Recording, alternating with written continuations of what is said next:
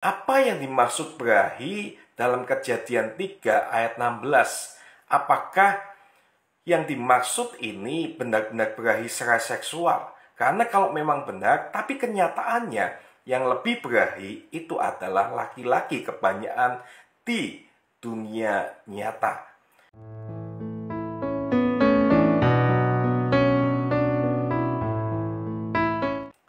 Shalom Bapak Ibu Saudara yang dikasihi oleh Tuhan. Ada banyak pertanyaan mengenai ayat yang ada di dalam Kejadian 3 ayat 16. Seperti ini, firman-Nya kepada perempuan itu, susah payahmu, waktu mengandung akan kubuat sangat banyak. Dengan kesakitan engkau akan melahirkan anakmu. Namun engkau akan berahi kepada suamimu dan ia akan berkuasa atasmu. Nah, kalau kita melihat dari ayat ini, benarkah perempuanlah yang lebih berahi terhadap laki-laki atau suaminya? Sepertinya ini tidak seperti itu di dalam kenyataannya, Bapak Ibu Saudara. Orang banyak bilang bahwa laki-laki bisa lebih gampang terangsang kapan saja, di mana saja, oleh siapa saja. Sedangkan perempuan baru bisa bergairah jika didahului oleh sesuatu yang romantis dulu. Mungkin makan malam romantis, ditemani bunga-bunga dengan kata-kata manis dari kekasihnya. Bahkan penelitian ilmiah mengatakan hasrat seksual laki-laki bukan saja lebih kuat, tapi juga lebih to the point dibanding wanita. Laki-laki lebih tidak tahan melihat perempuan telanjang daripada perempuan melihat laki-laki yang telanjang. Kaum perempuan lebih melibatkan emosinya untuk memutuskan apakah ia mau berhubungan seks atau tidak dengan seorang laki-laki. Jadi bukankah dalam kehidupan sehari-hari eksploitasi tubuh perempuan untuk segala keinginan mata laki-laki? Lantas, apa yang dimaksud berahi dalam Kejadian 3 ayat 16? Apakah yang dimaksud ini benar-benar berahi secara seksual? Karena kalau memang benar, tapi kenyataannya yang lebih berahi itu adalah laki-laki kebanyakan di dunia nyata. Kalau kita mempelajari makna dari kata Ibrani, kata berahi itu berasal dari kata tesukah.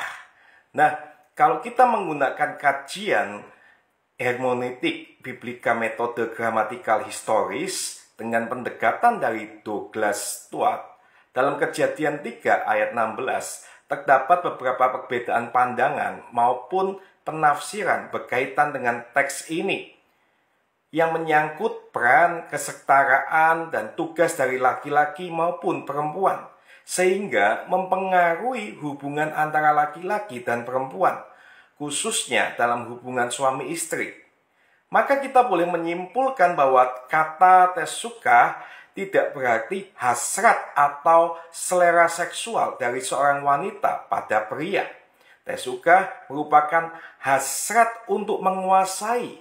Jadi makna dari teks engkau akan berahi kepada suamimu dan ia akan berkuasa atasmu dalam Kejadian 3 ayat 16 itu artinya sebetulnya adalah seorang istri yang akan memiliki keinginan untuk mendominasi atau memiliki hasrat untuk menguasai atau mendominasi suami, sehingga suami harus menguasainya. Dalam kehidupan pernikahan, baik laki-laki maupun perempuan harus berusaha keras dalam membangun keharmonisan dalam pernikahan. Suami dan istri harus berjuang bersama-sama untuk menghadapi konsekuensi yang telah ditimbulkan dari peristiwa kejatuhan itu, Bapak Ibu Saudara. Jadi Kejadian 3 ayat 16 menyatakan bahwa ada kerusakan tatanan hubungan suami istri akibat dosa. Perempuan itu berusaha menguasai laki-laki sehingga ada perebutan kekuasaan. Tetapi Allah menyatakan laki-laki tetap akan menjadi kepala ke perempuan dan berkuasa atas perempuan.